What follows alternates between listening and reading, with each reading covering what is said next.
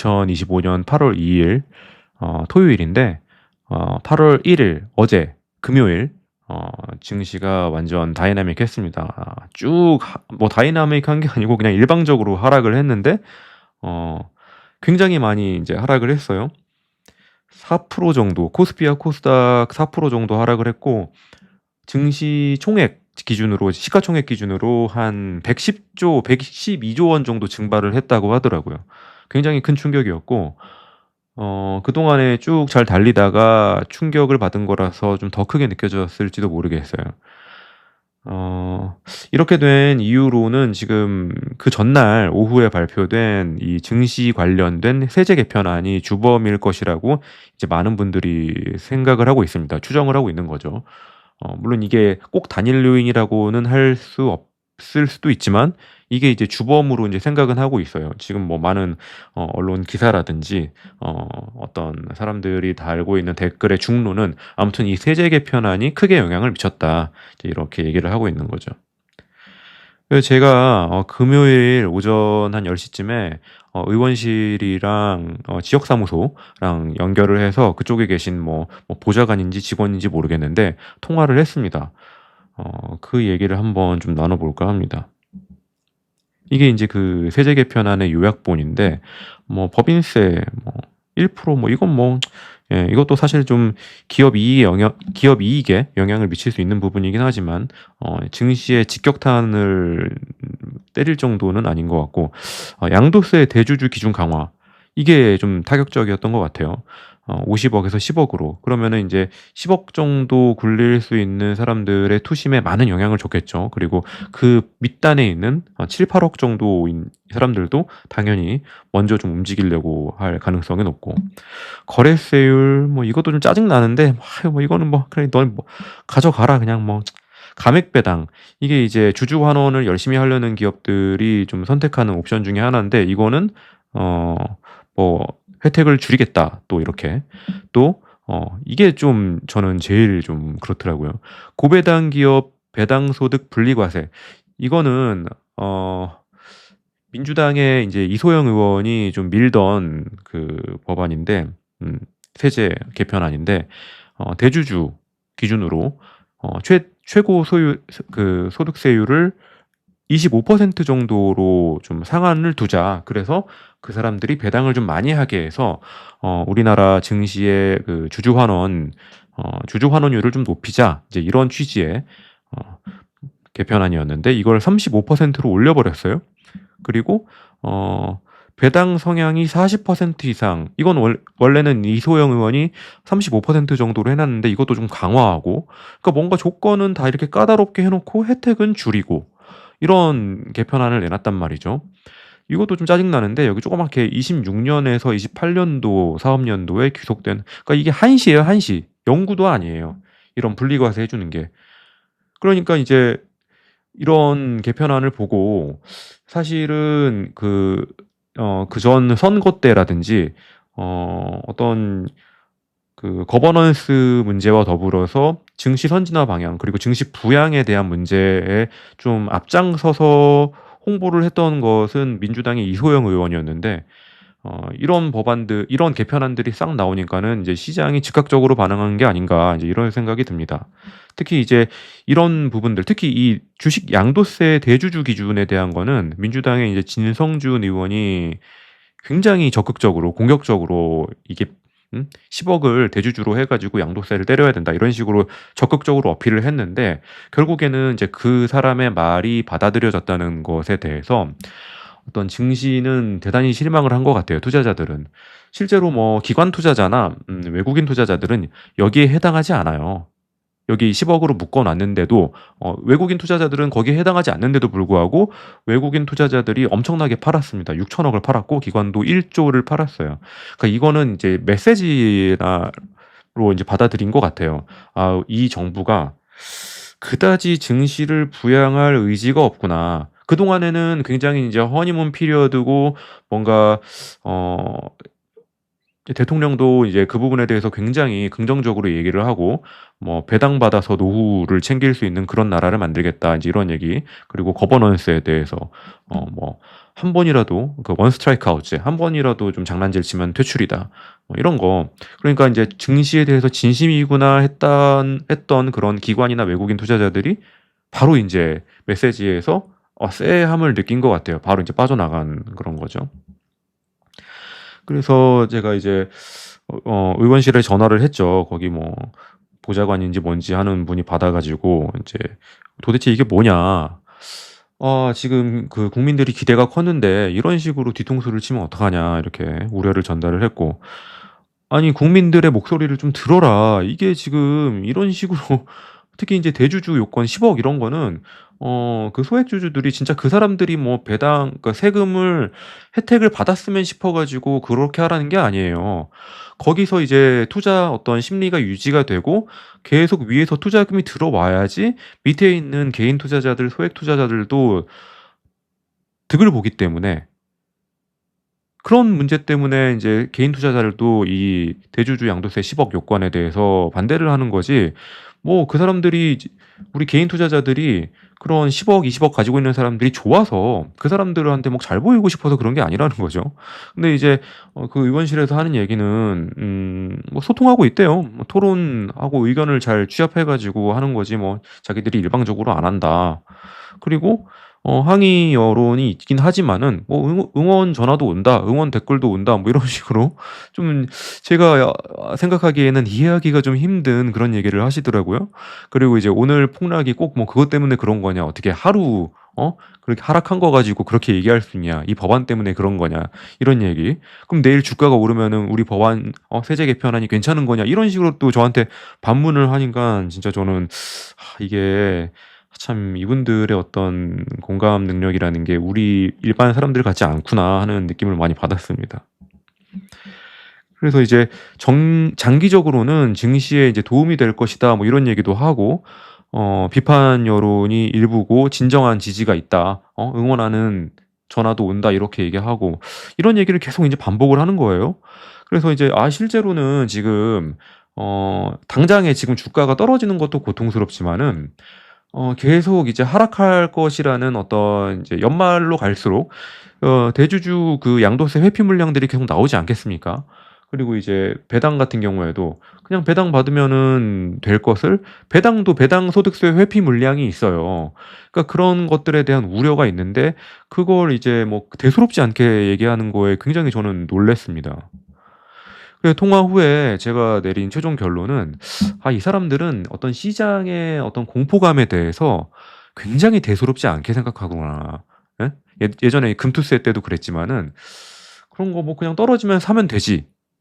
떨어지면 그때가 기회지. 뭐 이런 얘기나 하고 있고, 그리고 이제 이게 어떤 정책이든지 부작용이 있기 마련인데 그런 거에 대한 고려가 전혀 없고 시장과의 어떤 듣고 싶은 얘기만 듣는 그런 느낌을 강하게 받았습니다. 최종 결론은, 제가 내린 개인적인 결론은 역시 미장이 답이다. 미국장 예, 그날 좀 더 투자를 했습니다. 국장을 좀 팔아 가지고. 이게 인제 진성준이라는 사람의 블로그인데 여기 뭐 이제 이 내용을 페이스북에도 올리고 뭐 트위터에도 올리고 하는 것 같아요. 여기 내용에 뭐 그런 거밖에 없어요. 뭐 전 정부에 대한 얘기밖에 없어요. "전 정부가 망가뜨렸으니까 우린 그걸 다 복원한다." 이 얘기밖에 없어요. 근데 인제 어느 정권이든 잘한 게 있고 못한 게 있고 공과 과가 있는데, 그 전 정부가 한 걸 다 부정하고 다 돌리면은 자신들의 공이 될 것이라고 생각하는 착각이 이 지금 문장 하나하나에서 굉장히 강렬하게 느껴집니다. 그래서 여기 이제 "성장 정책을 본격적으로 펴기 위해서는 재정 여력을 확보해야 한다." 이 세수에 대한 어떤 굉장한 어떤 집착, 강박, 세제 복원으로 재정을 확보하는 것에 대해서 엄청난 집착을 보이고 있어요. 그리고 이제 제 이 다음 포스팅도 제가 좀 놀랐는데, 여기 말미에 보면은 뭐 이런 얘기가 있습니다. "대주주 요건을 10억 억으로 정상화하면 이것 때문에 주식시장이 요동칠 일은 없을 것입니다." 어떻게 알아? 본인이. 본인은 주식 투자 해본 적도 없다며. 해본 적도 없는 사람이 주식시장이 요동칠 일이 없는 건지 어떻게 알아? 뭐 신이야? 그리고 만일 이 다음이 더 충격적이야. 만일 일부 대주주들이 과세를 회피하기 위해서 주식을 내다 팔고 그 때문에 주가가 하락한다면 그때야말로 투자의 적기가 이런 미 야 씨. 야 진짜. 아니 주가가 폭락하면 그때가 기회니까 뭐 좋다 이거야? 아 진짜 이거 제가 이 많은 분들이 듣는 채널 영상이 될 수도 있으니까 이제 진짜 심한 말은 안 하고 싶은데 이 문장을 읽을 때마다 진짜 이 빡이 쳐 가지고 그 위에도 웃겨요. 그 위에도 뭐 음 하나 어디 그 레퍼런스 하나 들고 와 가지고 어 뭐 대주주 요건을 어떻게 하면은 매수와 매도의 양상은 크게 변했지만은 주가 흐름이 뚜렷하게 나타난다고 결론 짓기 어렵다. 근데 이번에는 50억 에서 10억 으로 낮췄고 그전에도 뭐 인제 100억 에서 또 50억 으로 낮춘 구간도 있었는데 그때도 괜찮았다 뭐 이런 식으로 얘기는 하는데 그때랑 지금이랑 화폐의 가치가 다릅니다. 지금은 10억 이라고 해도 그렇게 큰 부자가 아니에요. 10억 주식을 가지고 있다고 해도 10억의 자산을 가지고 있다고 해도 항상 하는 얘기가 무슨 서울의 어떤 평균 주택 가격 아파트 가격이 14억 이다. 예전에는 로또 당첨되면은 인생이 바뀌었지만은 요즘에는 로또 1등 당첨돼도 강남에 아파트 한 채 사기가 빠듯한 게 지금의 현실이잖아요. 이게 화폐의 가치가 바뀌고 어떤 10억 이라는 자산가의 기준이 많이 바뀌었는데도 예전 그 가치관에 갇혀 있어 가지고 이걸 지금 '저놈들은 가진 놈들이니까 때려도 돼. 나머지들은 괜찮잖아.' 뭐 이런 정말 그다음에 이 포스팅도 굉장히 좀 충격적이에요. 여기는 이제 이게 항상 이 사람들이 펴는 논리인데 상위 0. 몇 프로가 얼마를 가져가고 0. 몇 프로가 얼마를 가져가고 그러니까는 이게 여기 혜택을 늘리면 이 사람들이 더 가져간다 이런 논리. 이런 논리면은 코스피도 5천 만들면 안 되지. 예를 들어 지금 재벌 일가가 가지고 있는 주식 자산, 국장의 주식 자산의 비중이 뭐 예를 들면 뭐 200조다. 코스피 5천 돼 가지고 코스피 6천 돼 가지고 더블되면 그 사람들 재산 400조 되는데 뭐 하러 코스피 5천을 만듭니까? 그냥 코스피 1,500 만들면 더 다 같이 평등해지는데. 자기들이 하는 말도 모순이 있는데 그것도 깨닫지 못하고 있는 거예요. 지금 이게 주식도 투자를 해 보지도 않은 사람이 지금 주식에 대한 세제 개편에 앞장서 가지고 막 예? 아휴 진짜 "주식시장 안 무너진다." 막 이런 어거지나 부리고 있고 뭐 다음 주에 뭐 반등할지는 모르겠는데 전체적인 어떤 정책에 대한 신뢰도는 이미 한번 스크래치가 났습니다. 그건 진짜 확실해요. 개인들도 좀 의구심을 품기 시작했어요. 저도 지난주까지 이 정치색을 떠나 가지고 '이재명 정부가 진짜 잘해 보려고 하는구나.' 예전에 그 김영삼 정권의 어떤 금융실명제처럼 만약에 이재명 정권이 어떤 그런 증시 선진화를 이루고 거버넌스 문제 해결하고 증시로 자금이 많이 흘러들어가게 해서 부동산에 쏠리던 자금 문제를 해결한다 이러면은 진짜 정치색 불문하고 '그것만큼은 공을 인정해 줘야 된다.' 이렇게 생각하고 있었는데 이런 놈이 나와 가지고 지금 앞장서서 선두에서 증시에 뭐 "증시가 어쩌니." 뭐 "안 무너진다." 앞장서서 이런 걸 하고 있는 걸 보니까 '이거 지금 제대로 아는 사람이 추진하는 게 아니네.' 이런 생각이 드는 거죠. 제대로 아는 분은 민주당에서는 이분이더라고요. 원래도 이소영 의원이 선거 전에도 열일을 했었고 아 참 이 증시를 띄워야 되는 이유 증시를 부양해야 되는 이유는 지금 한국의 입장에서는 단지 뭐 주식이 올라 가지고 사람들이 돈을 좀 벌게 해 주자 이런 단순한 문제가 아닙니다. 이 언더스탠딩의 이제 김태우 교수님 뭐 제가 굉장히 존경하는 분인데 이분이 인제 하는 말씀을 좀 차용해서 들어보면은 "부동산에 자금이 몰리는 나라는 망한다." 어떤 나라가 흥하냐 하면은 어떤 사업 자금으로 어떤 리스크 테이킹을 하는 곳으로 투자금이 흘러 들어가고 그것이 그 사업이 성공하고 성공한 성과가 투자자들에게 배분되는 이런 선순환이 돌아가는 나라들이 대대손손 잘 먹고 살지. 부동산으로 자금이 자꾸 흘러 들어가고 부동산 값만 올라가고 후세대는 점점 집 사기 힘들고 여기서 자꾸 부동산으로 차익만 남겨 먹으려는 이런 사회 분위기가 형성되면은 누가 증시에 투자를 하고 누가 리스크 테이킹 해 가지고 비즈니스를 하려 하겠냐. 이런 거잖아요. 이소영 의원 하는 말 똑같아요. 여기 아까 어 배당 소득 분리과세 원래 이소영 의원이 얘기했던 게 인제 대주주도 배도 배당 소득 분리과세로 25% 내게 하자 뭐 이런 건데 이게 그냥 나온 숫자가 아니에요. 이 조세연구소에서 그 연구된 내용을 바탕으로 해서 원래 그 기업에서 이익 잉여금이 있을 때 이거를 유보를 해서 주가에 반영하는 거랑 배당금으로 나눠주는 거랑 근본적으로 차이가 없다. 그러니까 주가 차익으로 돈을 버는 것이랑 배당 소득으로 돈을 버는 것은 그 돈의 원천이 근본적으로 동일한데 만약에 양도세는 뭐 한 20% 떼고 배당 소득세는 50% 뗀다 그러면은 기업의 의사결정을 하는 사람은 항상 기업의 유보금을 남겨 가지고 계속 배당을 안 하려는 쪽으로 갈 거 아닙니까? 그러니까 이 대주주의 어떤 배당 소득에 대해서도 25% 하게 해서 배당을 유도하자. 주주 환원을 유도하자. 이게 이제 이소영 의원의 논리의 근거예요. 근데 여기 35%라고 해 놨잖아요. 원래는 이제 45%인데 이제 지방소득세 포함해서 49.5%인데 이 35%란 숫자가 어떻게 나왔을까? 근거 없어요. 그냥 25% 안도 나왔고 원래 45%니까 그 중간 정도로 하자. 대충 세제 계산해 가지고 예상 추계 계산해 가지고 25%로 하면은 얼마가 줄어드니까는 35%로 하면 얼마가 나오겠지. 그냥 아주 그냥 주먹 구구식으로 모르는 사람이 비전문가들이 대충 통밥으로 남긴 그런 숫자로 강력하게 추정이 됩니다. 이소영 의원처럼 이렇게 어떤 합리적인 추론을 거쳐 가지고 근거와 자료를 가지고 내놓은 숫자가 아닐 가능성이 높다는 거죠. 그래서 뭐 제가 어제 이소영 의원 방송을 듣고 음 뭐 10만 원씩 저랑 이제 와이프랑 후원을 했는데 제발 이런 분을 정책에서 좀 중용하고 진짜 국민들을 다 같이 좀 부자 만들어 줬으면 좋겠어요. 저도 이제 부동산 이번에 제가 가진 집도 집값이 많이 올랐습니다. 제가 이제 재산세 상반기에 와이프랑 해 가지고 260만 원 냈는데 하반기까지 하면은 이제 500 몇십만 원 낼 것 같아요. 하나도 안 좋아요. 하나도 안 좋아. 이게 만약에 억대 연봉자라고 해서 1억 인 연봉자가 외벌이다. 그러면 실수령액 한 6천, 7천 될 텐데 여기서 만약에 그 집에 만약에 사는 사람이라고 해 봐요.